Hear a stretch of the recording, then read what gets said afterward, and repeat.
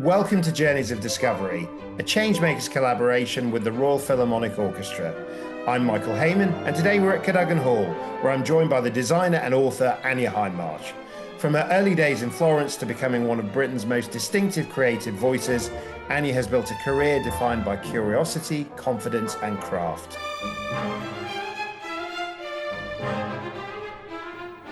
Anya, welcome to Journeys. Welcome to Cadogan Hall. You're part of town, no doubt. I mean, we're just around the corner from fashion to food. This is Anya Town. It's very much my hood, actually. It's a real treat to be here, and yeah, very local. So thanks for having me. Well, it's one of the residencies of the RPO. We've been listening to them rehearse for this evening's Sibelius and Strauss concert, and what they didn't know is that the orchestral members needed to know, I think, that your dream is to sort of lie in front of an orchestra on the floor. Tell us about that dream, and we almost delivered it. I think that might slightly freak them out. No, I mean, I absolutely love music. In fact, I actually considered it as a career. And so I've always had this, mine was more about choral music, actually, but I just have always had a sort of bucket wish list of actually lying in front of a huge orchestra and just feeling the music sort of float over you. And so tonight was pretty much that, so thank you very much. How far did you get in your musical ambitions?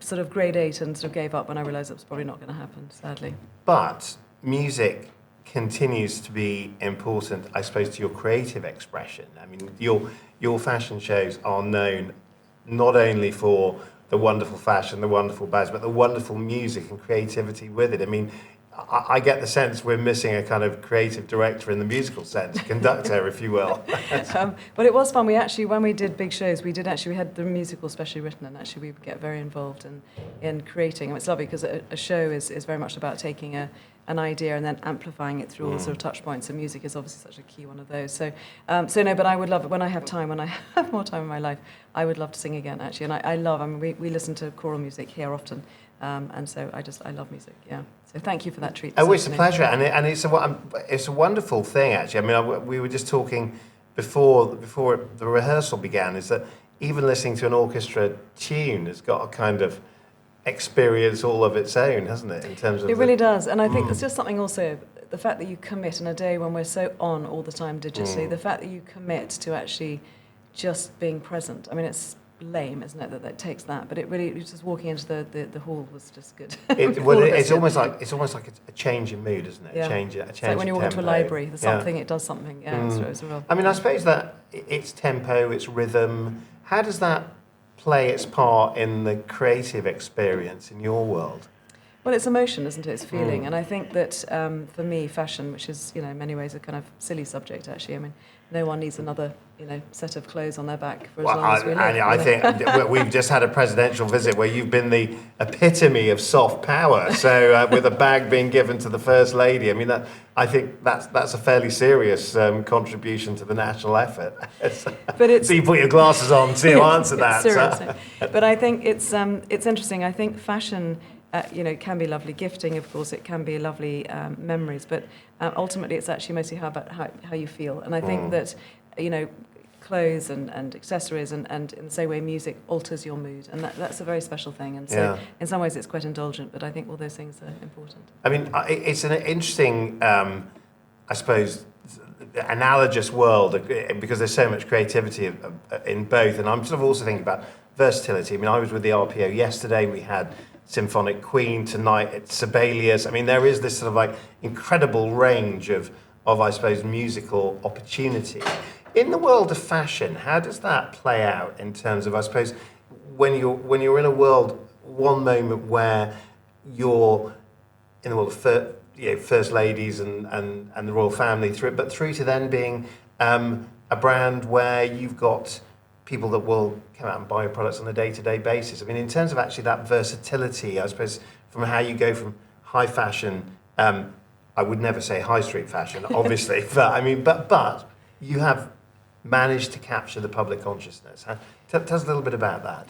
Well, it's interesting, isn't it? So, I mean, I started very much because I love craftsmanship. That's always my starting point. And I love the mood-altering nature of fashion, as I just said. So those things really interest me. What I don't love, funny enough, is the sort of status aspect of fashion. I find that not at all interesting. And yet there's quite a lot of that. Why is that? Because a lot of your contemporaries are seem to quite like it. Yes, I guess, and I think there's been a whole, in the many, many years I've been working in this field, there's been a range of sort of emerging markets coming out, and people wanting the flashy car, the flashy watch, the expensive handbag, and so it does a thing, no judgment, but that's not the bit that interests me. I love how things are made, how it makes you feel.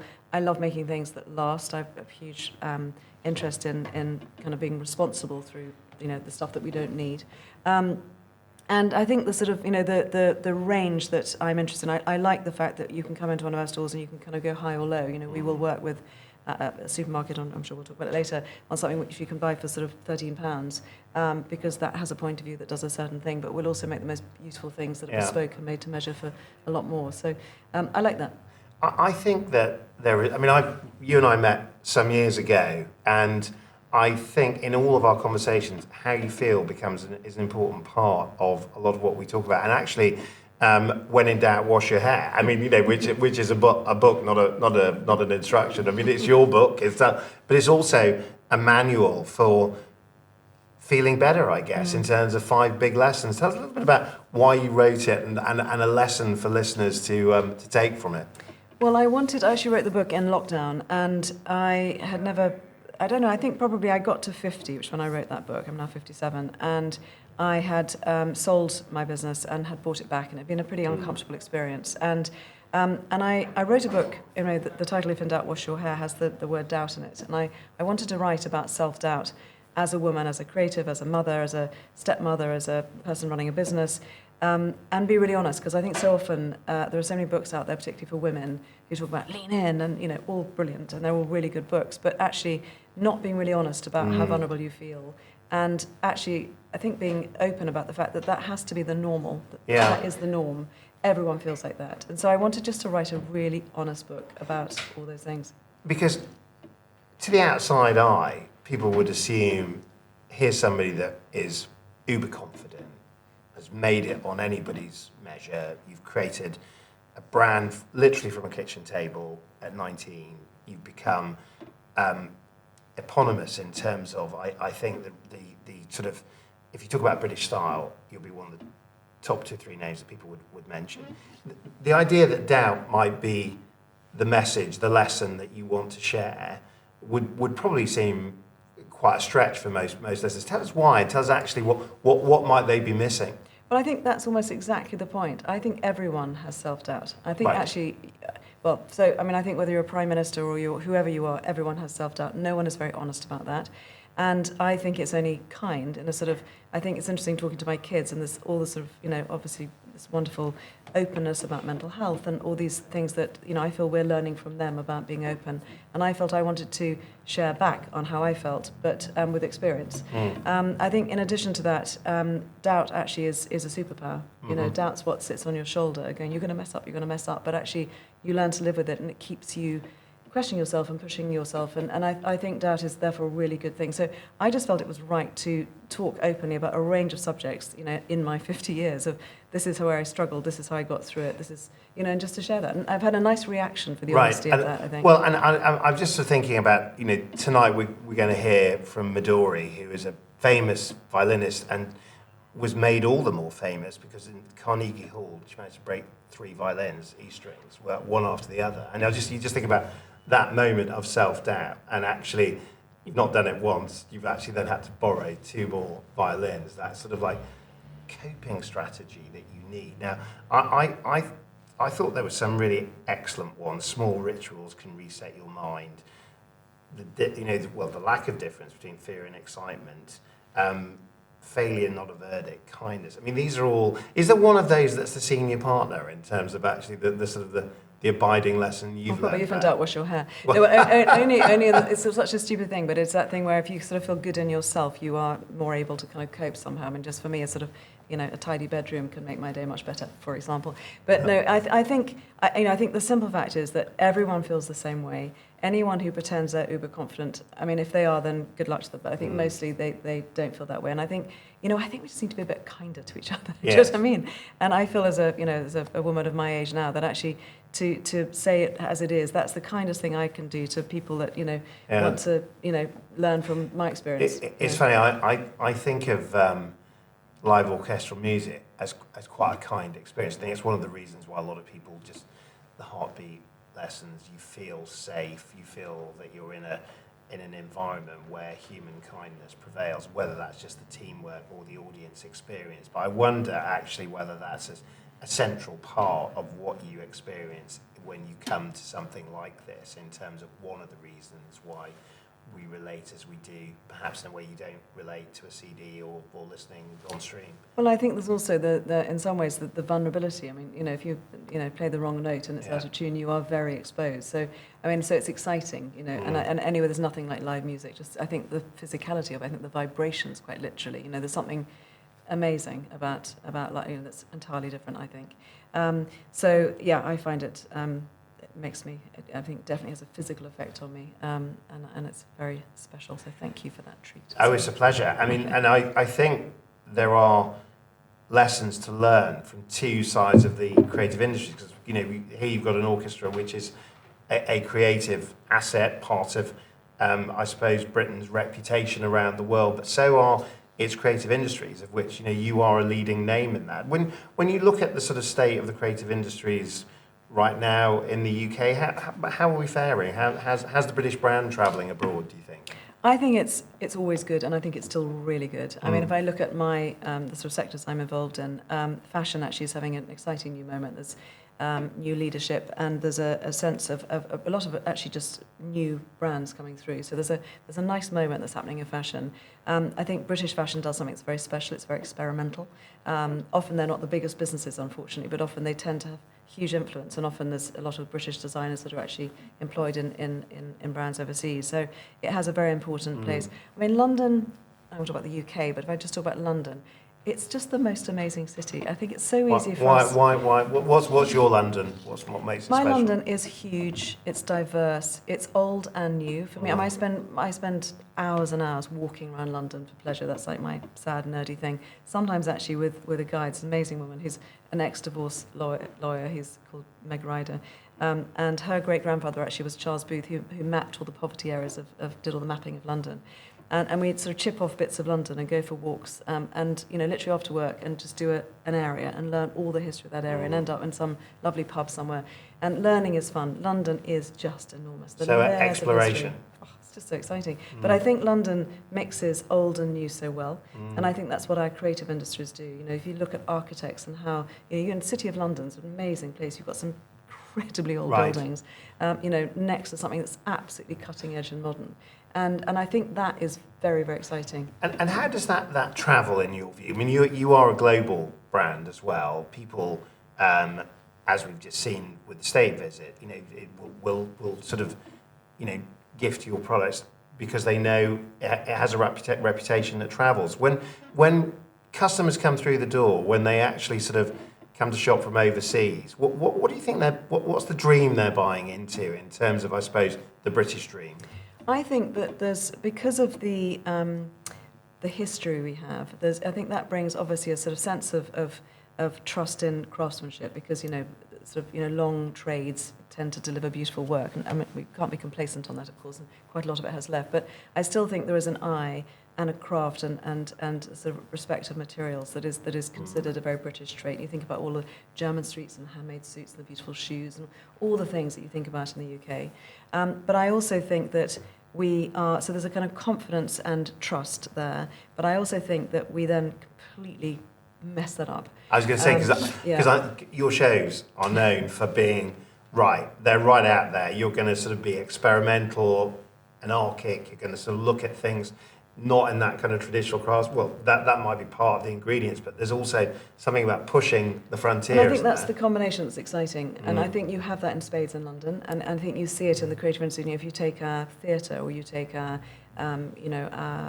film, there's always that sense of history, but I think there's a confidence to mess with it, and that's when you get exciting progress and change, when you play with things. So I think, and that comes out of this, for me, it comes out of the city, whether it's me hanging around the V&A or going to Tate or coming here or, looking at the architecture or seeing some amazing new area that's emerging. You're going to Battersea Power Station last weekend and wandering around there and seeing there's massive turbine halls, it's just exciting. Yeah, but I mean, if you were to look at the national zeitgeist, I mean, doubt's the title of your book. You might say doubt's the title of the zeitgeist as well, in terms of actually a period of time where we are questioning what it means to be British, questioning ourselves, questioning our confidence. I mean, in terms of that side of the UK, I mean, how does fashion help deliver an answer? How does creativity help deliver an answer? Can it? I mean, it's so funny. Do you remember that time just before the Olympics when every sort of taxi ride or anyone you spoke to was like, oh, it's going to be terrible, it's just going to be awful, it's embarrassing. Yeah. And then it sort of happened and it was brilliant. so great. From that moment the opening ceremony started all the way through to the volunteers. Do you remember the volunteers? Yes, absolutely. And I think, and the army coming out. The army, the architecture, the new build, the fact that we delivered it all on time. It was, and the weather. I mean, who knew? But I sort of feel actually deep down there is a really lovely confidence. Deep down there's also a sort of a sense of sort of self-deprecation and sort of certainly kind of grumbling. But actually, I think Brits know that they're good. Right. They know there's something special here, and I think that shines through. So does a Festival of Britain moment appeal? I mean, that's on the cards? It's going to happen. I mean, is that our new Olympic moment? Do you think, or? I haven't read much about it. I never loved going backwards. I always loved going forwards. Right. Honestly, so good idea from the 50s. But I'm sure it will be amazing, and there's so much creativity in the city that I'm sure it'll really deliver. But I think it's always good to showcase what we do, and actually sometimes it reminds ourselves. I think that was the point of the Olympics. I think we needed a bit of a kick up the arse and sort of saying, you know what, come on, it's pretty great. Yeah. And it's so easy to moan, isn't it? I mean, us Brits are really good at that. The moment we're sort of saying, ooh, and then suddenly you realise actually it's been pretty good in other respects. People are flocking here because it's a great place to be. Well, I think there's that saying, you rarely are as others see you, isn't it? Which is there is often a big difference between how you regard yourself and how that outside world is, and that might be true of a nation.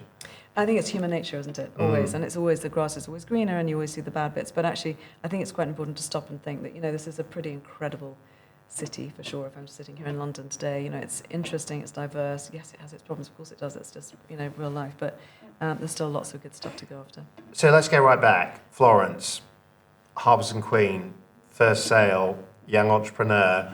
What gets the young Anya started? I loved business. I think partly because I come from a family of entrepreneurs, so everyone sort of started their own business in my family, and so it felt like my language. And it was also a time actually in the UK where there was a sense of lots of things starting up. It was post that sort of slump, so it was sort of the sort of 80s where suddenly there were, I remember there was Carphone Warehouse, there was Pret a Manger, and there was sort of, Next was starting up, and suddenly we'd come out of that slight gloom of the 70s, and it felt like actually there was sort of, something exciting. Do you think, because that's interesting, because you're right, there are lots of things suddenly happened that it changed the way we dressed, the way we ate, the way we, just on pretty much any retail measure anyway, things changed. But do you think that kind of entrepreneurial beat, does that reflect the kind of the state of mind of a country at any one time? Are there lots of new Anyas, do you think, coming up in the UK today? I think one leads to three, and three leads to nine. I think that's the interesting thing. So you need a momentum, and I think there was a momentum at that point. I think there'd been quite a tricky patch. It was hard to remember because I was so young, but there was definitely kind of a bit of a doom and gloom era. And I think suddenly it felt like, actually, no, go. And there was definitely, and you suddenly think, well, they're doing it, that's quite fun. Maybe I could do it too. And I really think that momentum is great. But there's opportunity here. There's some things that are pretty tough for a lot of people right now. But there's still, you're in a great geographical location. It's English. You've got, British law. There's a number of things which, pretty steady sort of, employment laws, and there's a number of things that actually make it quite a good place to start a business. So I think I felt pretty lucky, and so for me that was what inspired me, and I was lucky enough to have an idea, and lucky enough to have a sort of family who said, listen, if you don't want to go to university, you want to give it a go, why not? Yeah. Which is, was great, because often you might not. And you've had the full journey: start, scale, sell, come back to it. In terms of like all of those chapters are the pillars of the entrepreneurial law, aren't they? In terms of what you've learned about yourself along the way, what's the advice you'd give to people that are maybe in one part of that journey or another? Well, I always say it's the most exciting thing you'll ever do. It's also the hardest. I mean, it's like bare knuckle fighting, right? You know, really, there are moments where you're just like, what am I doing? And it'd be so I'm nice just to have a imagining people salary, saying, Anya Hindmarch talking about bare knuckle fighting Yeah. as her experience. But Yeah. it's tough, right? It really is, and it's all about your people. It's all about, you know, it's about luck, and you know, the wins are so exciting. The lows are really low. You know, it's really hard. But I don't think I could do it any other way. I don't know whether you're born an entrepreneur or whether I'm never sure it's nature or nurture. But it's really exciting, and I do believe it's important to encourage entrepreneurs because I think it's incredible for the economy. I think it's incredible, you know, huge benefits to employment. And I actually think it's so hard starting businesses. You have everything stacked against you all the way, it feels sometimes, that actually they really need to cut some slack for these idiots that decide to start a business. I was going to say, have you advised your children to do the same thing? I mean, how does it keep on going through the generations, or have they learned from their mum? Well, there's a range. So two of them, I suppose, are sort of self-employed. By that I mean one's an actor and one's an artist, which is not sure of the word employed, really. But actually, they're doing okay. But I've got a lawyer and a management consultant, an actor and artist, and someone in comms, actually. So a real range. And so, no, they haven't. I feel my job is to sort of actually just say whatever they want to do, great, go for it, and I'm here if it goes wrong. Right. And to be there along the way to kind of to nudge and to, you know, you need to be, I think, as parents, the sort of, you know, those people that sit down and just listen. You know, my parents said that to me, like, I'm so worried about this. So not yet, but that's, you know, we'll see. I've got 5. Just thinking, because we're sort of coming towards the end of our time, and I'm just thinking about, well, back to music, back to that kind of orchestral experience, and I'm thinking about Anya sort of considering a career in music, and then leaving that behind. But keeping it as a life passion. What did you take out of music in terms of your life experience? I mean, obviously a love of it, but it has sort of infiltrated it strikes me, your creativity, your approach. Am I off target? No, I mean, no. I think, I mean, for me, it's just ultimately when you're making things, you know, you're actually making people feel a certain way. You're making desirable things, and you know, music does that, doesn't it? It turns, you know, what is it? It's just, you know, it's just music, but it's amazing how it can alter how you feel, and I think that's very exciting. Yeah, and that's ultimately what fashion is. You know, it's one of the core principles, actually. Right. You know, is actually making people. Is there a formula to feeling good? Do you think? We've heard with that. What about the opposite? Feeling good. Sorry, is there a formula to feeling good? I'm thinking the 5 lessons to deal with doubt. What are the 5 lessons? Maybe 1 or 2 lessons for feeling good through creativity. Well, I mean, you know, I always talk about the creative dip, where, you know, you have an idea. This is sort of the opposite of feeling good in a way. But you have an idea and you're really into something. It's great. You love it and you start it, and it gets hard, and then it gets expensive, and then it gets impossible, and then you hate it, and then you hate yourself, and then you're like, ugh. And then you're like, you know, maybe there's a way, and then actually I think I could do it this way, and then actually maybe that could be affordable, and suddenly it's actually this is quite good, and then you look back 5 years later, and actually it was a really great idea. But I think all creativity has that sort of journey, and I now know, having done it so many times, that in that dip, mostly, not always, but mostly, if you just hold tight, you find your way out.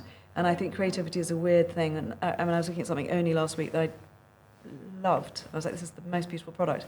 And I absolutely hated it when I first designed it. Wasn't into it at all. And it grows on you over time. It grows, and you just, sometimes you're just too close to it. So I think, you know, just knowing the process and giving yourself space to do that is really important as well. That's so interesting. I mean, I'm just sort of thinking also perspective matters in this. I'm thinking if I could wave a magic wand and allow you to advise the entrepreneur that you were, knowing what you now know, with all of the sort of, I suppose, the success that you've had, the sort of the story that you've had. But if I was to take you back to that very first bag in Florence, the duffel bag, I believe it was, right? There's that moment in terms of, well, there might be something in this. What's the advice you'd give yourself? I mean, I think it really goes back to doubt, sorry, but I think it's so important, which is that try and park the self-doubt and do what you feel in your gut. You know, I think that gut reaction is more important than any business plan. It's just like, if you really believe in something, you can move mountains, right. Honestly. So I think it's just don't doubt, go for it. You know, listen, learn, you know, so much you don't know, learn, listen, you know, pivot, all of those things. But actually, if you feel it and you believe in it, go for it. And did you doubt back then, or was it? Yeah, all the Yeah, way. Dart all the is absolutely all the way. I remember there's a million, but I kind of knew that I felt that product was going to sell, and I then knew that, you know, the next step was that, and I felt I should open a store, and then I felt I should open more stores, and then we go to Japan, and we go, you know, da da da da da, and I think you've just got to trust that, and sometimes actually the ideas that are best are not the ones that are right; they're the ones that you also execute well, or you do with great passion or authenticity. You know, I'm a great believer in being all in. You know, enthusiasm is huge. And of course, it's all about your team. I mean, I just celebrated this morning 25 years of lovely Sue, who's worked with me, and we were sitting there laughing at all the stories. I mean, I can't tell you how many, I've forgotten most of them, funny stories of absolute disasters. You know, it's about basically not giving up. Really, and that's what success is. Well, I mean, and I would just say, in bringing it all together, I think all in is a very good phrase to describe your personality. I think your leadership style, and I think also the contribution you made with your business. I mean, it's an amazing story. And thank you very much for sharing it on Journeys. It's been a pleasure to talk to you. Thank you very much. I really enjoyed it. Thank you.